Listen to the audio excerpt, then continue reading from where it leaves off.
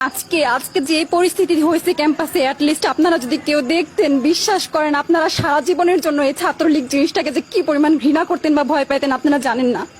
এরা আমাদের সামনে রড দিয়ে পিটায়া, ছেলেগুলারে রড দিয়ে পিটায়া একদম আধামরা করে ফেলছে। তারা এসে আমাদের পেছনে লুকাইছে, আমাদের বোরকার পেছনে, আমাদের ওড়নার পেছনে লুকায় বলে, আপু আমাদের একটু লুকায় রাখেন, আমাদের ওরা মাইরা ফেলবে, আমাদের বাঁচান আপু বাঁচান। আমরা তাদের ওড়না দিয়ে বোরকা দিয়ে লুকায় রাখছি, সেইখান থেকে আমাদের ধাক্কা দিয়ে ফেলে দিয়ে তাদের বের করে আবার মাথায় রড দিয়ে মারছে, এমন অবস্থা। এবং তারা আমাদের ক্যাম্পাসের পরিচিত মুখ, আমরা চিনি তাদের, তারা এই অবস্থা করছে, রাস্তায় একদম শোয়াই ফেলছে।